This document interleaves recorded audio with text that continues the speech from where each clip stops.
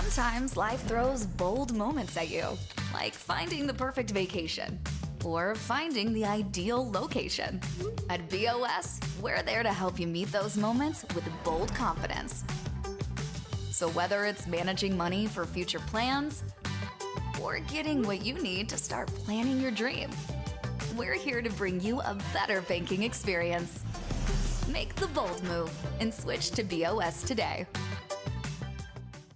Hi, this is Ron Kinscherf. Welcome to the Business Spotlight, brought to you by the Bank of Springfield. Today we have Lindsay Ertel with GemStone Countertops, correct? Yep. All right, Thanks for coming in. Yeah, how long have you guys been doing this now?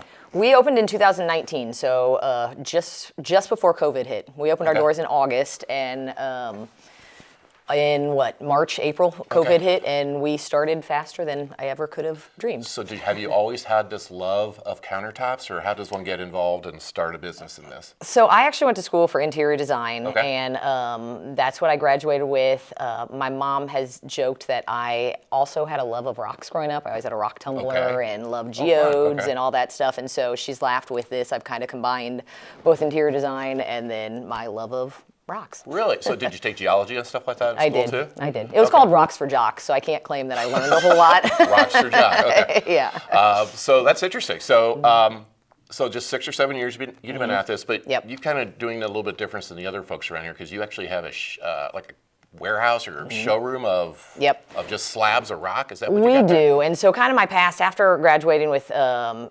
bachelor in interior design, I went and worked for a stone distributor, a slab distributor. And so I lived in Kansas City up until 2010, working as a wholesaler. And so we sold the slabs to the fabricators. So I covered all of Illinois, Iowa, Missouri. And so I knew in 2010 we moved back here to Quincy, and that was kind of before a remote job was a normal job. And so I remember being like, that won't really work. And so I would live in Quincy, and I would have to travel 2 hours to get to my closest customer. Oh, wow. And that's kind of when it hit me. I was like, this is crazy that people in Quincy, towns smaller than Quincy, can support fabricators. And so it was one of those that I talked to a lot of builders, I talked to a lot of cabinet places of suggesting, hey, this would be a good niche in Quincy. And it's kind of a hard endeavor to get into, in that I say mistakes in this industry are really expensive. I was going to ask you about that. So how big is the slab when it comes in?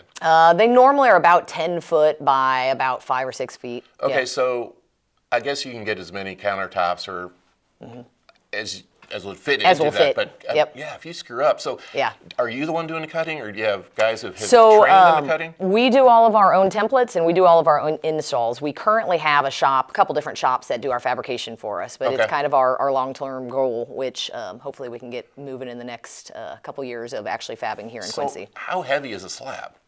So it's about 20 pounds per square foot, and so you end up about 1,200 pounds a slab. So how do you get that to the fabricator, or do they come to you? Big trucks. All right. Forklifts, there's booms and clamps, but it is, technology's come a long way in this industry, thankfully. We have all the equipment that helps our guys to not have to physically handle all this. Now, there's exceptions to that. We just did literally like a full slab backsplash a couple months ago, where you just try to figure out what equipment will help and have it be safe, but also make sure that it's accessible in a home. You can't put a crane inside somebody's house. And so generally no. So how do you know what to order, though? I mean, because these are not cheap, these slabs. And do you keep 3 of one and make sure you have 2 of another? And so we buy them by bundles. Right? Correct. Yep. We have a live inventory. And so with natural stone, I always tell people, while we'd love you to do their job, whether you buy from me or whether you buy from somebody else, make sure you lay your eyes on your slab of natural stone, because it varies. It is no two pieces are the same. And so you want to make sure, you don't want to pick off of a small little sample and say, we hope that piece of natural stone looks similar to that, when it doesn't always. And so, I basically pick based on what is popular and what we like. And so, do you get to see the slabs before you order them? Oh, yeah. Okay. Yeah. All right. So. Yep. So let's say I need something for my island in my kitchen. Can I come in and actually draw on the slab the piece that I want? Yeah, I was gonna say we can lay it out, and you can say, okay, I like this area of the slab. I'd like this to be my island, or I'd like this to be the focal point. And then how our process works, we'll come out and template, get the exact dimensions of what we're going to cut to, and then we'll do a digital slab layout for you as well. And so you'll actually see the shape of your kitchen on an exact slab. It's got to be fun for the homeowner. Yeah. Or the contractor, because they actually get to see what they're picking before it actually comes in.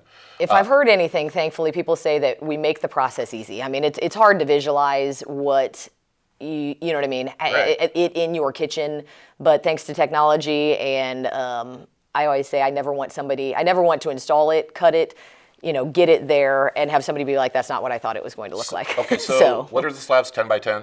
About 10 foot by 6, 7 foot, yeah. So, God, how much waste do you have per slab? That's got to drive you nuts. A lot. I tried at the beginning to hold on to every last living piece of it, and I've since had to go the same route of every other fabricator.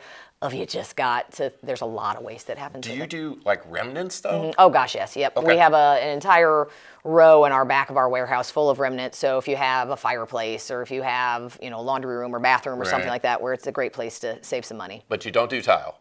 We do not do tile work, no. We do a lot of full height backsplashes with quartz and granite or natural stone. But no, we do not do tile. Okay. We leave that to the experts around here. So are all the stone or slabs the U.S. natural, or do you have to get some from overseas? Majority of natural stone comes from Brazil, China. Okay. Yeah, majority of it is imported. So how are prices these days? Have Thankfully, they gone up? Shockingly, the tariffs have not affected us all too much. I keep joking with our suppliers that I keep waiting of being like, all right, are we expecting more now? What will happen, I don't know, but there's a group called Stone Fabricators Alliance that has been very, very vocal with the government on these are products you can't find here in the U.S. It's not something that is just not being manufactured here. Okay. You're not going to find it here. So is it cement as far as a countertop type situation? Isn't that becoming more and more popular? Concrete countertops? Yeah, concrete, sorry. Yeah, it has been. It's been around. That's nothing that we do. My big thing with concrete is it's a very porous surface. I was just going to ask you. Yeah. Super porous. And funnily enough, we are actually in the process of trying to tear out some concrete out of a house right now that people didn't love how it wore. So with the natural stone, is there a big difference from one, from the other, from the other, from the other? Price point wise? I'm assuming there is with price point. Correct, but actually how it wears and how it does in your kitchen? Yes, certain types, I was going to say marble is you're going to see it etch, and so a lot of times with marble I suggest people to go with a honed surface so that you don't have the shiny surface. Essentially it's already etched.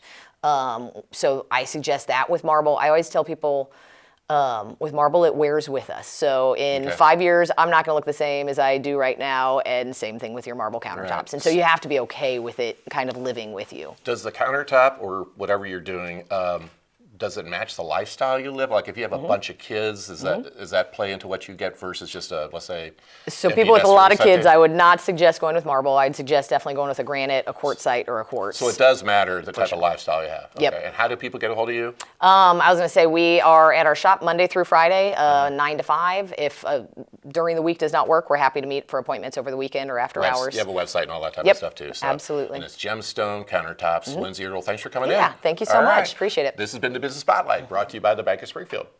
Sometimes life throws bold moments at you, like finding the perfect vacation or finding the ideal location. At BOS, we're there to help you meet those moments with bold confidence. So whether it's managing money for future plans or getting what you need to start planning your dream, we're here to bring you a better banking experience. Make the bold move and switch to BOS today.